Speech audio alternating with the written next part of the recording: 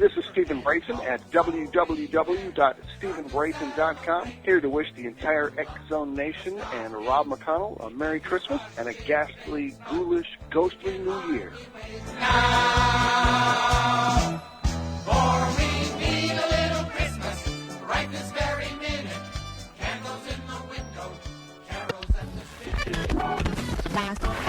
All Hit Radio.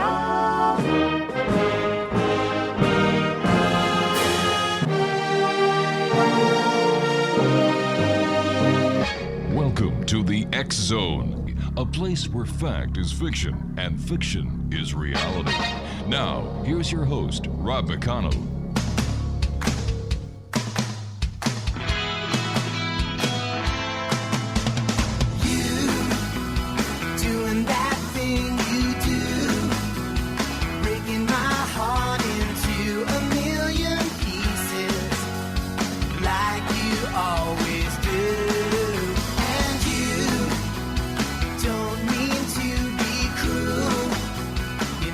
And good evening, one and all, and welcome back to the X Zone. My name is Rob McConnell, and you're listening to the X Zone tonight from our broadcast center and studios in St. Catharines, Ontario, Canada, on your hometown radio, Classic 1220, and streamed around the world on classic1220.ca. The X Zone, my friends, is a place where people dare to believe and dare to be heard, and it's also a place where fact is fiction, and we're here Monday through Friday at 11 o'clock, and like I said, right here on Classic 1220. My guest this hour is Peter METZNER, and we're going to be talking about dreams, psychology, and synchronicities. Joining me now is Peter METZNER, and Peter, welcome to the X Zone. Ray, welcome. Thank you, and I appreciate being here, Rob. Certainly a pleasure. It's my pleasure, sir. And first of all, Peter, tell us a little bit about yourself. Okay, so I've been fascinated by dreams for a long time, and I studied psychology in graduate school, ended up teaching it for 13 years, and one of the pivotal moments in my life was I was chasing the almighty dollar, let's say, and I was having nightmares, and it turns out nightmares are trying to wake us up, and I took my dreams to an analyst, and I saw that these dreams were a metaphor of my life, that the way I was living was actually nightmarish, and it woke me up to really making some changes and moving towards the livelihood that I'm doing now, which is coaching, training, teaching, which is more aligned with, you could say, my heart, my soul even. Peter, in your opinion, what is the purpose of dreams? Well, I would say very simply, and this comes from many folks like Jeremy Taylor, Carl Jung, that dreams come to tell us something we need to know but don't know in our waking life, and they come in the service of creating wholeness and healing and harmony from our interior world to our exterior world. So they're amazingly valuable. Does everyone dream? Everyone dreams.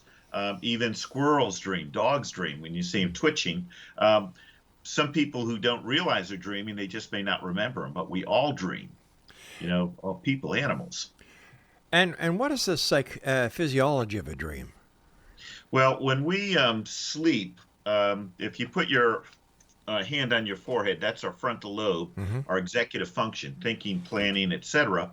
And when you put your hand on the right part of your brain, that's the creative part, the intuitive part, the meaning part. So when we sleep, that part of our brain, the policeman, is going to sleep, and then the right part of our brain that has to do with intuition, meaning, purpose, creativity, non-linear, putting together the pieces of our life, that becomes activated. And that's why in dreams, inventions have been made, songs have been written, like Let It Be from Paul McCartney. That came from a dream.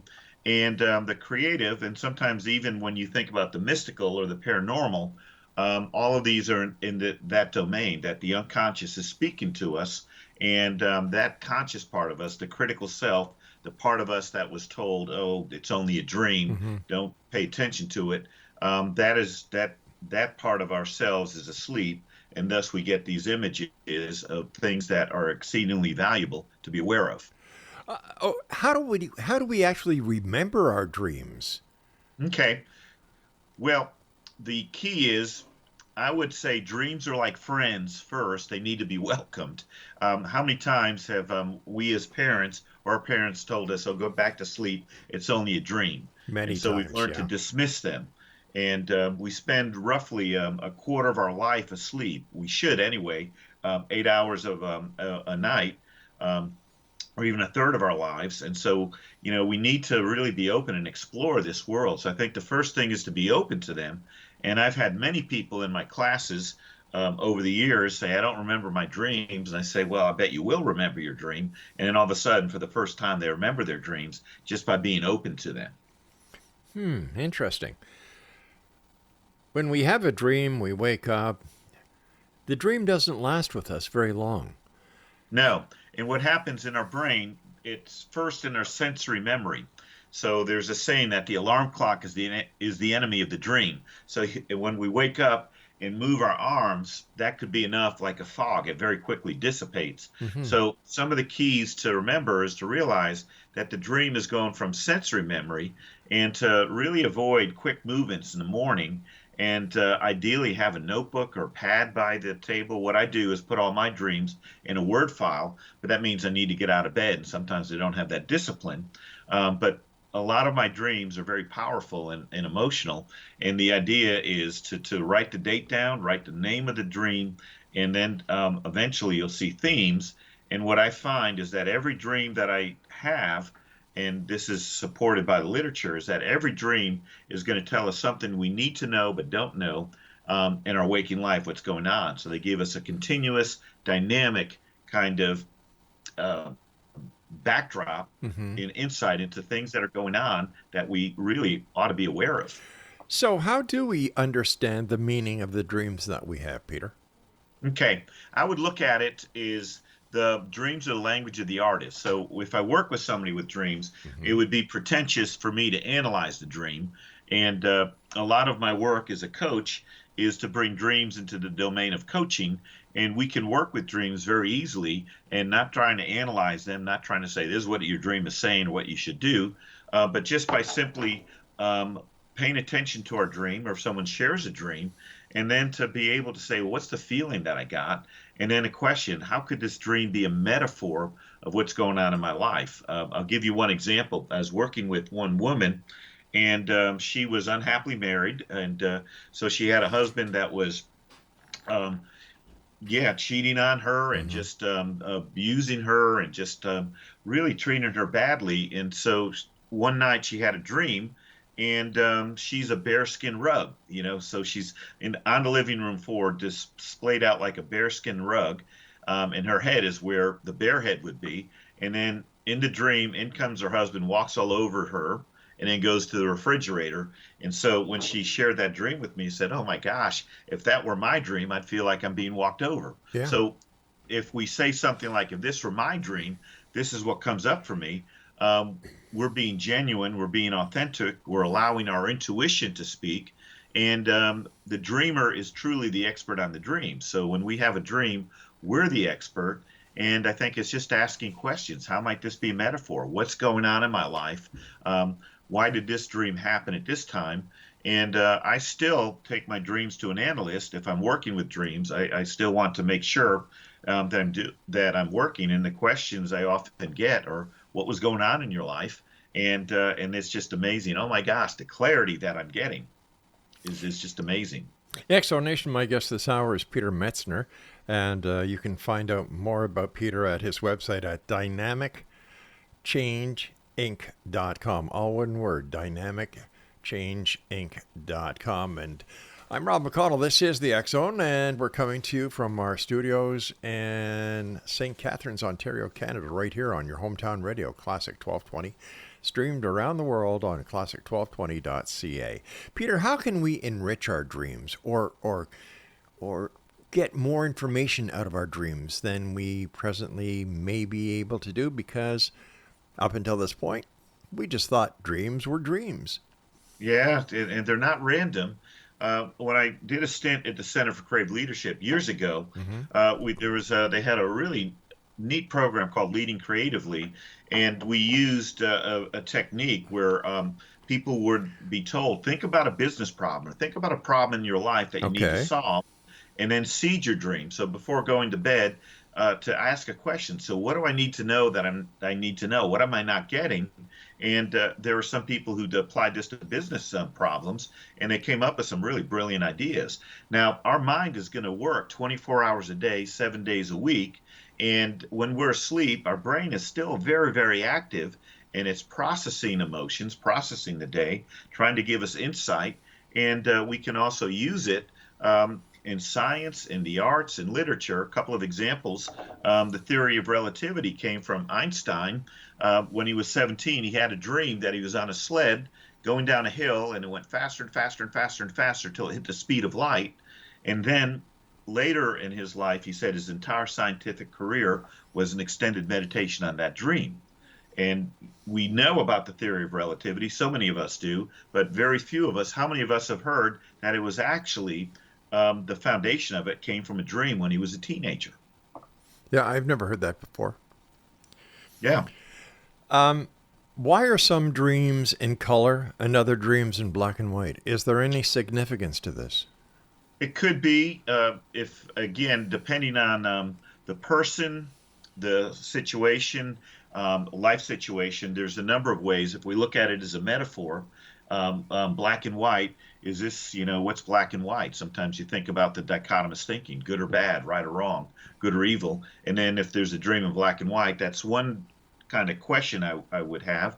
Some people do dream in black and white, some in color, some would be either or. So I think it just would depend on the person. Nevertheless, I would still really inquire about, well, what is the dream? What's the message of the dream? And it could be the color or lack of color. It could be some kind of message that's trying to alert us to an awareness or a new consciousness. All right, I can understand, children who have daily routines. They go out, they go play, and they go to school and so on. And then the adults, I can understand that. But what about infants? Now, I've heard that infants dream, and what would they dream about? Well, that's a good question, and it's really hard because up until the age of 6, everything's a download, as they're observing. So this came from Bruce Lipton, one of the most famous epigeneticists, that when kids are up until the age of 6, they're processing, and everything's a download.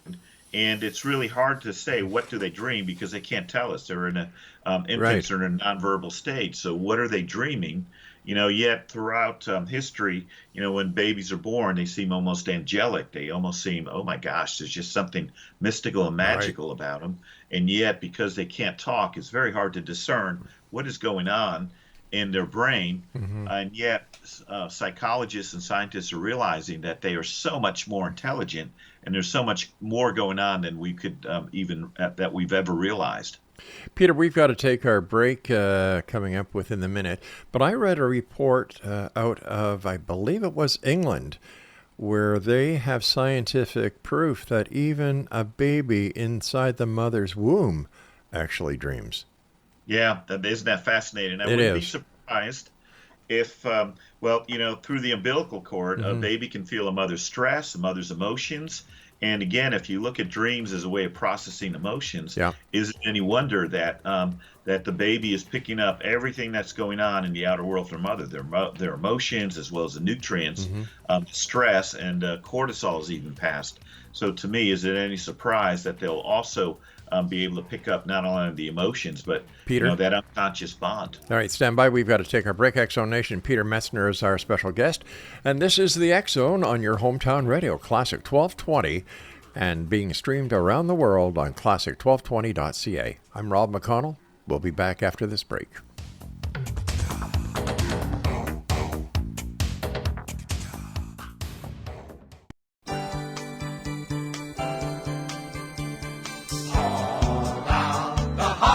Hi, this is Paul Blackmore at CKBG 107.3 FM at BlueGarageClassicMix.com. Wishing Rob McConnell and all listeners and viewers of the worldwide X Zone Nation a very Merry Christmas and a healthy, happy, and safe New Year. For we need a little Christmas right this very minute. Candles in the window, carols at the spinning.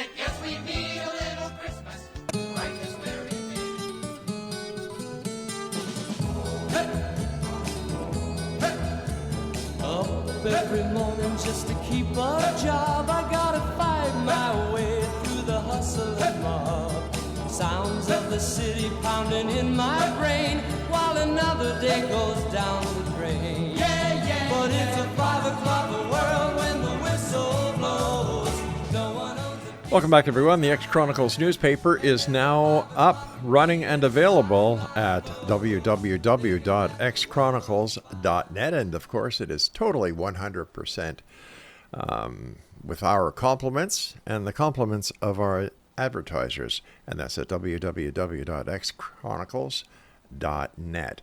Peter Metzner is our special guest, and we're talking about dreams this hour. Well, this is what a part we're going to be talking about. We're going to be speaking about many other things. But Peter, when it comes to dreams, a lot of people seem to have nightmares. A lot of people seem to have the dream where they're standing up naked in front of people. Others where they're running, being chased, and they don't know why they're being chased. What is the significance of all these different dreams, and when is it decided that this is what we're going to dream about? Oh boy, that's a question. Well, here's what I think is great about dreams, and Carl Jung said this, that we can't fool our dreams.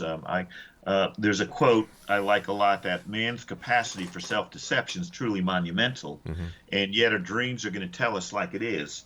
And this may be a hard thing to kind of grasp, but there's an intelligence going on in our unconscious that's coming out to tell us if we're on a right track or wrong track in our lives. And that's why they are so valuable for healing and wholeness and gaining clarity on the direction of our life. And if you, let's say, entertain the ideas that our nightmares are trying to wake us up, that if we're, from an ego standpoint, going down the wrong track in our life, then the nightmare may come up as a correction to say, look, you need to pay attention to this. And if you don't pay attention, I will keep on coming. These are the recurring nightmares.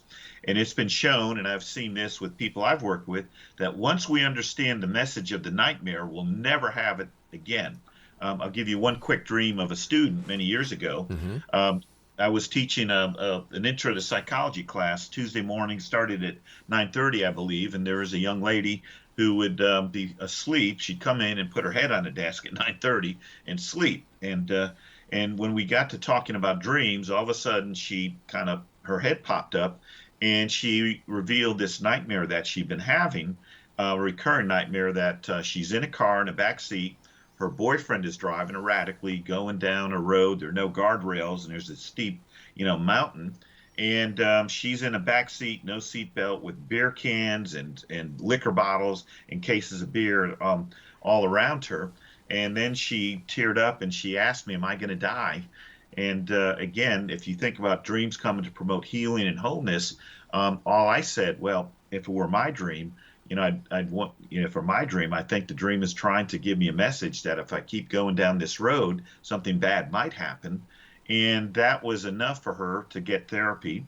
And she did get rehab and therapy. She managed to get her boyfriend into therapy. And eventually she got into one of the health programs at the college. And all of that from just that one nightmare.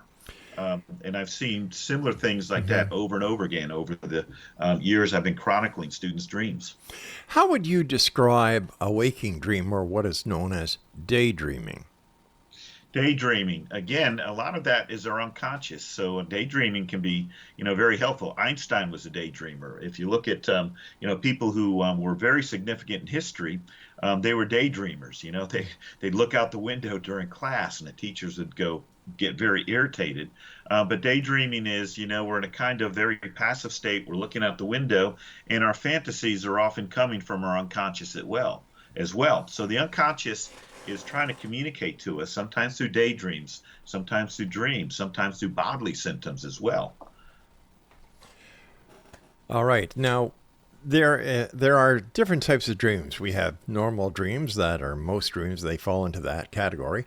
Lucid dreams, which are my favorite types of dreams. We have nightmares. We have recurring dreams. We have prophetic dreams. We have healing dreams and epic dreams. Now, why I love lucid dreams so much is that I can actually dream a dream within a dream within a dream within a dream. And I know that I'm dreaming when I try to read something, whether it's a menu, a newspaper, a street sign, a store sign.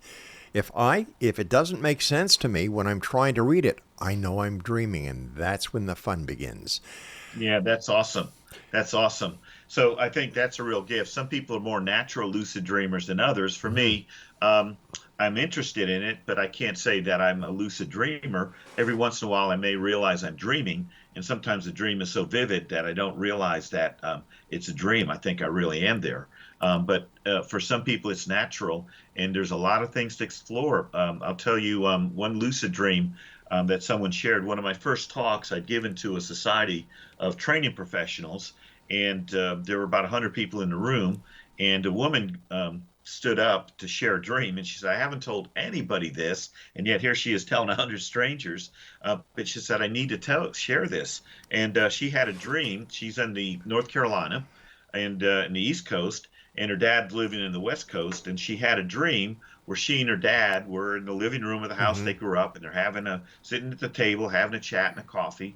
He had the same exact dream, and then they both recounted elements of the dream that they both shared, but they hadn't yet communicated. And so who am I to say that they didn't connect? And in lucid dreaming, there's that element. The dreamer's the expert, and some of the places that you may be going during lucid dreaming and learning, it's a whole nother universe that can be explored. And people who do lucid dream, they report some really remarkable experiences.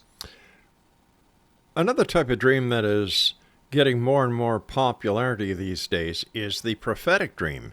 Yes. Now, if the future is not certain, all right, according to our good friends in quantum physics, the future is not certain. How can a prophetic dream happen then? Yeah, that's very interesting. If we get into quantum physics, where once we focus on a possibility, it becomes fixed. So a wave becomes a particle once it's noticed. So with dreams, I guess in history, Lincoln dreamed his assassination the day before it happened, and he recounted that he saw a coffin and people mourning and crying, and in the dream he asked, well, why is everybody crying? And somebody said, the president's been killed. And then he woke up and he shared that with his wife, and she insisted he stay home, but nevertheless they went to the theater where he was shot. So I asked, he's now passed, but a student of Jung, Robert Johnson, who's written numerous books on dreams, and I asked him, how could dreams be prophetic? And his answer is very simple, that dreams don't follow the same rules that we follow, or the unconscious has its own set of rules, and that's why there can be these prophetic dreams. And many of us have had them, and sometimes the trick is, how do I discern whether or not this is a prophetic dream or dream that's not? And the answer is sometimes in a particular. So if, let's say, you have a dream, you're in an airplane and it crashes, well, that's a metaphor. Am I flying too high? Am I crashing and burning? Am I too inflated? But let's say if you're about to go on a flight somewhere and you have a dream and you see the numbers on the plane, like whatever X321 or whatever, and then you look at your ticket and there's that same number, I would pay attention to that. So would I, believe me. How do we foster healing and wholeness through our dreams? I think the dreams are going to foster healing and wholeness no matter what. So I don't know if it's so much that we try, but we're receptive to them, that we're welcoming to them. And if dreams are trying to promote healing and wholeness, they're going to kind of alert us if we're off track and on track. And I'll give you one example. I was working with a very busy executive. He was a financial person, and I was quite surprised that he was very open to dreams. He would send me a word file of his dreams, between our sessions. And he had a recurring dream that he's in a sports car and he's going too fast, he's bumping into people, he's hitting the guardrails, flipping over, but the accidents were never really too bad. And I asked him as a metaphor, so my gosh, if this were me, I'd wonder if I'm driving myself too hard or if I'm really just, not paying attention and being, really too driven. And he didn't want to entertain that. At that time, he was going for a PhD, he had a high-level job at a university. But then a couple weeks later, he was in the hospital in the emergency room with chest pains. And then that's where he took it seriously. And then after that, he never had the dream again when he started to realize he had to kind of let go of the throttle, so to speak, and slow down. Peter, what started you on your quest into a better understanding of dreams? Well, it was a nightmare. It was really for me a nightmare. I'd always been open to dreams. Again, coming from a background in psychology, I always had an attunement to humanistic psychology, and came across the writings of Jung and people who were in what's called transpersonal psychology, where they looked at the whole person, and to say that we're not just our ego, this made-up identity, but we have a psyche or a soul, and that dreams are trying to communicate in many ways to harmonize who we really are to this made-up identity, which may or may not be serving us so well. So from an academic standpoint, I was interested at an early age, but it wasn't until I had my midlife crisis, and for me, the midlife crisis was I climbed a ladder and I put it against the wrong wall. What do? Well, there's a dream that shows me trapped in the desert behind a brick wall, and there's a middle-aged guy guarding the entrance to a very lush kind of field that was full of, trees and grass and just beautiful. But I was trapped, and then I asked a question, or I took that to an analyst. So who was that middle-aged guy that was keeping me from going into a very rich life or area? And it had to be me. Usually every part of the dream is a part of ourselves or metaphor of where we are. And I didn't realize that the prison I was in was partly my beliefs and the sense that I had to stay in a job that was making good money, but really wasn't where my heart or my spirit really was. And so the dream, that nightmare, alerted me, and that's when I realized how vitally important they are. And as I became certified as a coach, realized that dreams also need to be in the domain of coaching, not just therapy. Interesting. Now, before we get to our next break, which is coming up very fast, a quick question. During your research into dreams, is there any one culture or any one race that dreams more than the other? Oh, that's interesting. I would say indigenous societies, often were very attuned to dreams. Yeah. And so if someone had, let's say, in one society in Indonesia, in a primitive society, if somebody had a dream of a fight with a neighbor, as a result of that dream, they'd bring them an offering to kind of, somehow bring an offering. So dreams have been used throughout history. And I think what's happened in our Western world, where we become very intellectual, we value IQ, and we really look at the scientific method, a word like the soul, sometimes makes people very antsy. Well, how do you measure the soul? Right. Or spirit, or some of the things that, let's say, we delve into, or that you focus on, some of the things in the paranormal, or, the paranormal, you could say, is new normal, but these things that we can't readily explain, we dismiss, and sometimes because we don't have the tools yet to measure it, we become afraid of it. So I suspect that as we get into this very rational kind of materialistic society, and if we don't yet have the tools or the wherewithal to really put... Peter, I'm going to have to stop here. I have to take my break. It's a hard fix break. Got it. So Exonation, our guest this hour, Peter METZNER. His website is dynamicchange.inc.com. And I'm Rob McConnell. This is the X-Zone on Classic 1220. Streaming classic1220.ca, and if you'd like to send me an email, xzone@classic1220.ca. We'll be back after this break. Don't go away. Merry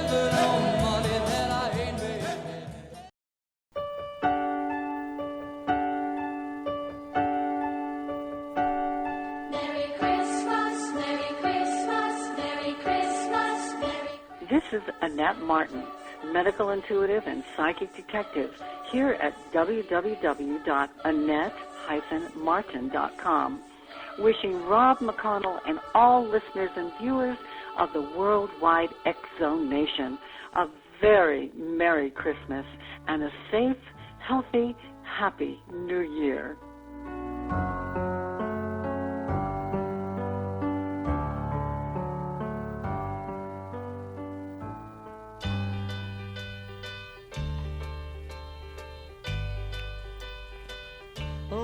I could hide neath the wings of the bluebird as she sings.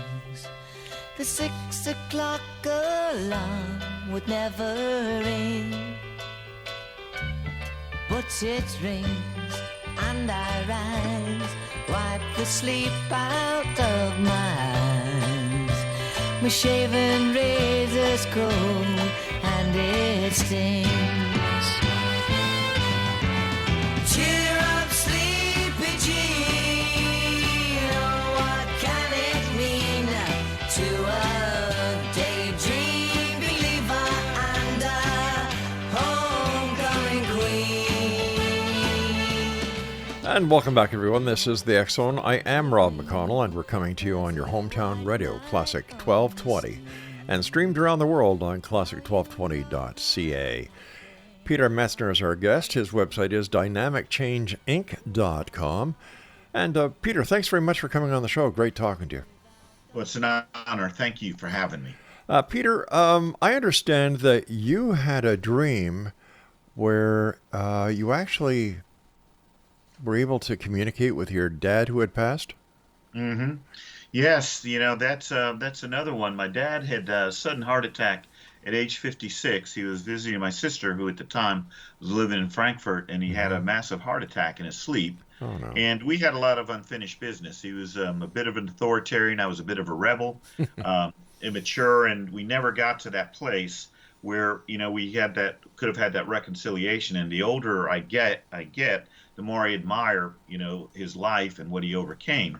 So I was still in that early age. I was 18 at the time, and I remember sleeping on the sofa, and I saw an orb of light in a dream, and I was an orb of light, and I got a sense that it was my father. I felt his presence, and these two orbs, we came together, and it was just a lovely sense of acceptance, of love, and understanding that I couldn't put into words. And when I woke up, I had a distinct, sense that he had reached out, or we connected, and it really gave me a lot of peace of mind that, one, that he's okay, and two, that I was accepted. And we had a pretty rocky relationship, but it was really a part of my maturing and healing that came from that dream. And so it's something that I still treasure very deeply. A lot of people, when they have their dreams, they usually have these little dream interpretation books that they love to, there's water in my dream, there were fish in my dream. Okay, what does all this mean? How accurate can these books be when everybody who has a dream, the dream, its contents are specifically a message for them? Yes, that's a really good question. And I think they can be helpful if we use them in the spirit of how does this play out with all the other symbols and all the other things in a dream. So, for instance, if somebody dreams of a gun, for someone who's a gun enthusiast, that could be very empowering, a symbol of their values and their freedom and their ability to protect themselves. But somebody who, let's say, doesn't favor guns, a gun in a dream could mean something very different and very threatening. So I think we have to be careful and look at the context and see, if we look at all of the details, what is the metaphor? How's it emerging? And sometimes we could look at one of these interpretation books and see water could mean something about the unconscious, the deep sea, the sea, that we're just a drop in this big sea, and that could be very helpful. Usually animals in a dream could represent our own instincts. And let's say if I had a dream of a lion that was in a cage and trapped and mangy and hungry, I could think, okay, if that's my instincts, there's something wrong with that. How am I trapped, and what am I not doing to let my instincts have free roam, so to speak? So they can be helpful, but I think we need to look at the whole picture, everything together. And I think, what is the emotional sense that I get, like an artist? Right. The dreams are the language of an artist. What's the overall message? And yes, they can be helpful, but I would caution against being too literal. Peter, is there any connection between dreams and synchronicities? Oh, I think that's another great question. So synchronicity, Carl Jung coined the term that synchronicities are these like acausal coincidences that that go beyond statistical analysis. And what he felt is that when we're on the right track in our life, in other words, our soul, our values, our passion, our interest, and all are aligned, that somehow these synchronicities occur. We meet the right person at the right time. We hear a song. All of a sudden, we read something in the newspaper that's just what we need to get. And the synchronicities to Jung is that, yes, there is something outside of us, that unseen forces that impact us, and that when we are truly kind of open and aligned and moving in a way that's really right for us, these synchronicities occur. I'll give you one example. Robert Johnson, again, who passed, a student of Carl Jung, he'd written so many books, was considered a leading analyst, and he said in his life, he just worked on raising his consciousness to recognize the synchronicities when they came, and that led him to all the work that he did as far as publishing, the education, even meeting Carl Jung and moving forward. But he just tried to pay attention and be open and recognize them where they are. And many times they are happening, we just don't recognize them. So can we say that a synchronicity is being at the right place at the right time? It could very well be placed in the right time, and it is aligning somehow with our values, our heart, or maybe that, again, we often aren't aware of the unseen forces that impact us, but maybe there are some unseen forces that are saying, okay, here's a clue, Right. You're on the right track. And so many times when I started my business, I was just ready to throw it in.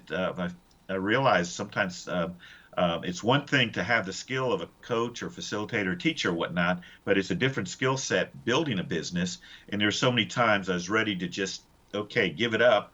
And then I would get a phone call, or I'd get out of the blue somebody who gave me a word of encouragement, or something would come up. Every time I was at that point of giving up, something would came up, and to me that was, okay, is this a message or synchronicity? But it gave me the encouragement to keep on going in the direction I was. People have given me this example of a synchronicity, and I can't figure it out for the life of me. They say that they have been at odds with someone else, and then this person out of the blue calls them. Then they get into their car, they turn on their car radio, and there's a song that used to be their song. Now, being in radio all these years, I know what goes into programming a song into the programming of the daily broadcast for the station. The odds of this happening, in my opinion, are too great to even consider. Yes. So how do we justify this, or how do we try and put common sense to something that seems not to be common at all? And I guess that's why the word synchronicity fits it so well. It's an acausal event that we can't explain mathematically or rationally. But then yet, you brought up somebody that we had an argument with, or somebody that was on our mind. We get a phone call, and I remember hearing a number of analysts say that on a soul level we're all connected. This illusion of separateness. Einstein even said that this illusion that we're separate is really an illusion. That if you go to an energy or particle type of approach, that we're all connected. We're all energy, and on a soul level we're all connected, and that. People that we're especially close to, emotionally close to, and even anger would be a close emotion, we're still connected, that all of a sudden we're on that wavelength, we know. And there have been so many accounts of mothers who lost a son at war overseas, World War II, the Korean War, Vietnam War. They just knew when their son or a loved one had died. They just knew the moment it happened, that people that we love were very connected to. And we often dream about them, and sometimes it happens to so many of us. We think about someone, and all of a sudden, out of the blue, we get a call or an email, or that song comes up. And it's, how do you explain something that's acausal, except to say there's just something more going on than we maybe realize, and to be open to the mystery rather than be in the know.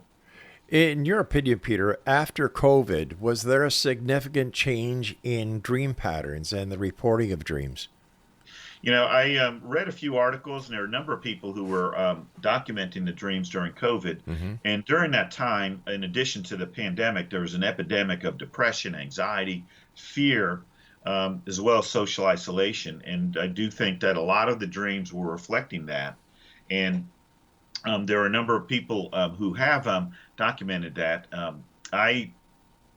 as interested as I am, was focusing on my work, in webinars, developing resilience and, how do we, build community and have healthy relationships. But I do believe that the dreams have been heavily influenced by each of our individual emotional states. And I think we're all affected profoundly by the collective that's going on.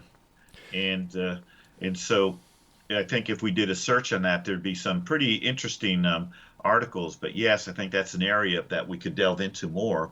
What are our dreams telling us about our current times, and what's the message that we're getting collectively that we need to know, but so that we can, be more considered and conscious in the decisions we make. In your opinion, do we retain all the dreams that we've had in our data bank of the mind? That's interesting. Well, I think our unconscious, hypnotists have found that memories are always there. The unconscious is recording everything. And our right brain and the unconscious is nonlinear. And then sometimes when we really are focused on something, the unconscious will give us what we need to know. In the case of the sewing machine, let's say, for instance, Elias Howe was stuck on how to make the sewing machine work. And then he had a dream. He was captured by natives in Africa, I believe, and put in a boiling kettle of water, and he was tied up with ropes. And as he's about to be stabbed by spears, he woke up in a fright, the fight or flight, and then he asked himself, why did those spears have holes in it? And that's the missing piece that he needed for the dream. So is that his unconscious, or is it the collective unconscious trying to come in and give him what he needed to know to finally finish that sewing machine? And like you said, so many people will go to bed with a problem and wake up with a solution. Yes. The old saying, I'll sleep on it. Yeah. Peter, stand by. You and I have to take our final break for this hour. And X Zone Nation, if you'd like to find out more about Peter, visit his website, dynamicchange.inc.com. That's dynamicchange.inc.com. And if you'd like to send me an email, if you'd like us to get a special guest on the show, or if you'd like to share an experience that you've had, or maybe you're looking to have some questions answered that may be troubling you within the world of the paranormal or parapsychology, please don't hesitate to send me an email, xzone@classic1220.ca. And I will get back to you, and if I can't find the answer, I will certainly put you in touch with those who can. The X Zone, a place where people dare to believe and dare to be heard. It's a place where we're searching for answers, but we're also demanding the truth.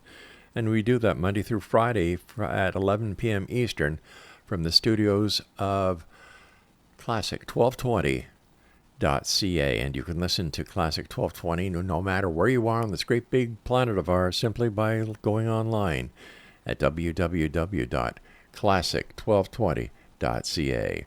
More with our guest Peter METZNER on the other side of this break. Don't go away. Oh, I could hide 'neath the wings of the bluebird.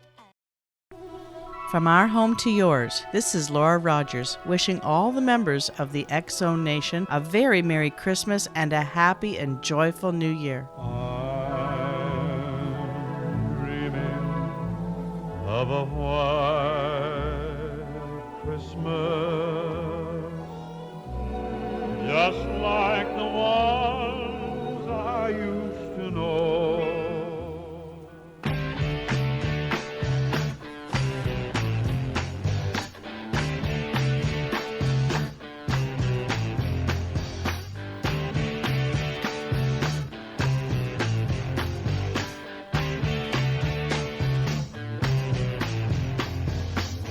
I wanna live with a cinnamon girl. I can be happy the rest of my life with a cinnamon girl. A dreamer of pictures, I run in the night. Welcome back, everyone. And before we get back to our special guest this hour, Peter METZNER, if you would like to listen to any of the past shows of the X Zone radio show or any of the other shows that are on the X Zone Broadcast Network, all you need to do is go to www.xzbn.net. And of course, we're here Monday through Friday at 11 o'clock from our broadcast center and studios in St. Catharines on Classic 1220. And we're streamed right around the world on classic1220.ca. For more information with our guest this hour, Peter Metzner, visit his website at dynamicchangeinc.com. Peter, is there a difference between a synchronicity and a coincidence? Yeah, I think that's a really good question. A coincidence, we might explain as well, is just one of these things that happen. I think to me, a synchronicity is something more profound, that I'm really focusing on building my business or meeting the right person, or and all of a sudden something comes up. Like there was a psychologist who I got to know, and one of the synchronicities that he'd met someone who was out of state, and he was, should I have a long distance relationship? And he saw a license plate with her initials. And then as he's traveling, he saw more and more signs of something that was alerting him to something that reminded him of her or they had in common. And then to him, those synchronicities alerted him, you know what, I think she is the one. And they've been happily married for many, many years. And they work very nicely together in many of the programs that they do.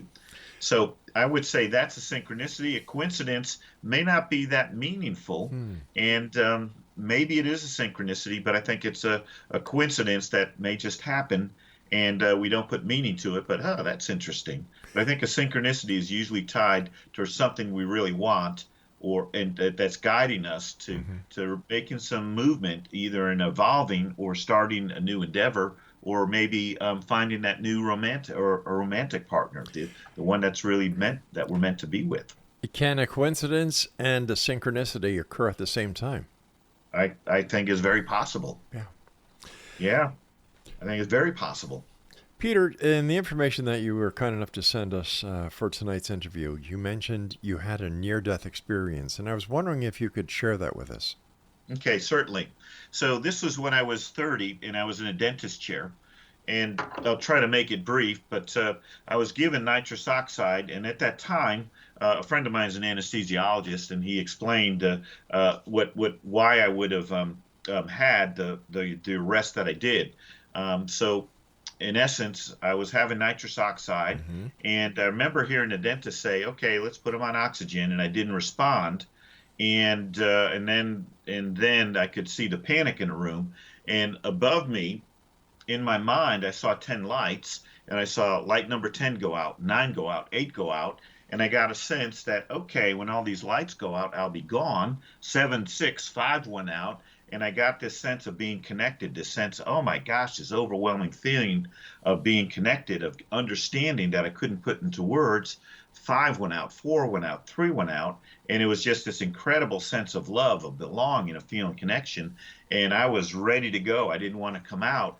3 went out, 2 went out, and I could hear the pandemonium, but I didn't have any control even over my blink reflex, gag reflex, and I was waiting for that last light to go out. And just before it went out, as they were putting the defibrillators on, to me, I just flew out of that chair, and I saw everything tossed over. EMS had been called, and the panic that they thought that they lost me, and I was back, and I insisted on going home. They insisted on taking me to the hospital, but I don't know how I prevailed. But then that was a near-death experience, and I became very interested in the thousands, if not millions, of people who go through it. And there's a thing that many of them have in common. They no longer fear death. They get into altruistic occupations. They become more intuitive, or even psychic, you could say, or more attuned to it.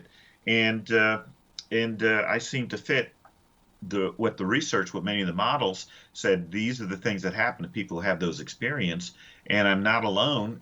Thousands and thousands of thousands, many soldiers have had them, and I think that's an important topic. That it is an event, and unfortunately, for many years, the Army treated it as a psychosis and tried to medicate these soldiers who had a near-death experience and no longer could kill people. And their wives in the Army, they just didn't fit in. But that goes with the profile, that after having that, you have a completely different frame of mind. And many of them, I've even seen construction people who are really gruff and rough, quit their construction job to work for Habitat for Humanity. And if I asked them why, they said, well, I had this massive heart attack, I almost died, just seemed like to be the right thing to do, but they didn't reflect on it, but they still made those changes. If people don't fear death after having a near-death experience, in your opinion, after having one, what happens after death? That's a good experience. That's a really good question. For me, I think that in so many of the wisdom traditions, so I became very interested. What are the different wisdom traditions teach us? And the Tibetans, they made the most sense to me. And they said that if you believe in Jesus, when you die, have Jesus in mind. And they mapped out the stages that we go to in all the temptations. And they said if you believe in Buddha, then fixate on Buddha. If you believe in Mohammed, fixate on Mohammed. Right. And that gave me a lot of comfort. So I can't really say for what it's going to be for everybody, because we all have different lives, and some people have had near-death experience. It wasn't all roses. There were some really interesting and sometimes scary things that happened. So it may be different for all of us, but I think the sense is that, we're here for a short time, a very short time. Yes. 80 years is just nothing if you think about it. Yeah. And yet we have an energy and a sense of I that lives on. And I think it's very important to really live knowing that we'll die, so that we live and learn and grow, so that we don't have to rely on a ghost telling us what we missed in life. A good friend of mine in Montreal told me this saying that is his trademark. You're here for a good time, not for a long time. That's number one. And then I have my own little saying that death is inevitable. The moment we are conceived is the moment we start to die. Well, if you think about birth could be seen as a death, and death Yes. is a birth. Yep. And what's very interesting, many people who have these near-death experiences, they report a tunnel. I didn't have that, but many people report going through a tunnel. And when somebody's born, in a sense, that birth canal is Yep. like a tunnel. So the birth could be a death, and that death could can be be a a birth. birth. Both of them have a tunnel, and that there's a consciousness that so many people, millions, throughout history have gone through. And I think that's really important. So, when you have an experience like that, no longer do you have a faith, you kind of have an experience and a knowing, which is profound. You're doing research or studying shadows, and I was reading a bit on that, and it's fascinating work. Can you share that with our audience? Yeah, it's a big topic, and in essence, a shadow. If you look at individually, we all have our shadows, and the shadows typically are associated with those repressed, scary parts of ourselves that we're ashamed of, and so we repress them. We repress them into our unconscious. And the danger of not doing shadow work and not bringing the light to them is that they exert a tremendous power over our life, and they can sabotage what we want most. So, for instance, if we only associate with good, but we don't recognize like these dishonest, unsavory parts of ourselves, they leak out, and we can do evil in the name of good. And I think the problem of evil is that people don't recognize when they are, and that could be the shadow coming out that controls us, and it could be individual as well as collective. And so when we do our shadow work, so to speak, we recognize, we try to bring light to it, but we have to heal and own and love those parts of ourselves that we feel are unlovable. And that's when we become whole or integrated. And I've heard others like Robert Johnson say that's how we become holy. We integrate all these parts of ourselves. And when we no longer repress them, we no longer project them out, either individually or collectively. A lot of people who investigate the paranormal these days are reporting multiple sightings of shadow people. And I'm just wondering if what they're actually seeing are the reflections of themselves. Yeah, that's a good question, and that's something I'd be curious about. I've read and heard accounts of these shadow people, and I'm not sure that I can say that they aren't there, or people aren't saying them, or if we're seeing them in a dream, if they represent shadows. That it's a really good question. Are there shadow people out there? Well, in our band, we have a very limited band of vision, and we have a very limited band of hearing. And beyond that, there are things out there that sometimes very sophisticated electronics can pick up that we don't. And so I'm not one to say if they are shadows or shadow people. But I do know that when I start to recognize what my shadows are and own them, it helps them be a lot more considered, a lot more aware, and able to move forward in manifesting the things that I want to do and accomplish. Peter, we've got about 2 minutes left. What are your final thoughts, and what would you like to share with the X Zone Nation tonight? Oh, boy. Well, I think that all of us, we have tremendous gifts, and that we have a tremendous source of wisdom inside of ourselves. And all we have to do really is be open to it. And all of the wisdom traditions, people found their connection to the transcendent, let's say, in nature. And when they're calm and when they're quiet, it's kind of like, let's say, a radio with a lot of static, speaking of radio, and that when we're calm, all of a sudden that channel is clear, and we all can have access to it. And sometimes our pain, our suffering, the shoulds and oughts and the conditioning can kind of put a barrier to that. But our unconscious is going to try through dreams. It's going to try to alert us through symptoms sometimes, or our emotions. And all of that is necessary to kind of help us grow and awaken and become more conscious and considered, and to really grow as people, and to hopefully evolve as human beings and humanity. Are you seeing more and more people coming to you for the lessons that you teach them on how to use their dreams to help them have a better and more prosperous life? And I've got about 30 seconds. That's a big question for. I think mainly through courses. I teach at one of the coaching institutes, the Institute for Life Coach Training. So I do a course with a colleague, and we do it on dreams, and we've prepared a course on shadow work as well. So right now it's didactic. And if a client that I have is open to dream work, then I'll certainly work with it. But it's the client's agenda with coaching. And so I try to meet them where they are. And if they are open to dreams, it can be very rich. Peter, let our listeners know how they can contact you or find out more about you. Yes, thank you. So my website is www.dynamicchangeinc.com. And so my email through the website is info@dynamicchangeinc.com. And so I can take emails through that. And on my website, you'll also have a phone number and a contact number. And so I'd be thrilled. And there's also a series of blogs I've written on the shadow, on dreams as well, that you can get through the website too. Peter, I want to thank you ever so much for joining us tonight. And to you and yours, a very Merry Christmas and a happy, wonderful New Year. Yeah, thank you, Rob, and same to you. And thank you so much for having me. My great pleasure. And that's it for tonight, X Zone Nation. I'll be back tomorrow night at 11 o'clock as once again we cross the time-space continuum to this place that I call the X Zone. And the X Zone comes to you Monday through Friday at 11 p.m. right here on your hometown radio, Classic 1220, and streamed around the world on classic1220.ca. For tonight, have a great one, and always remember, keep your eyes to the sky and your heart to the light. Good night, everyone.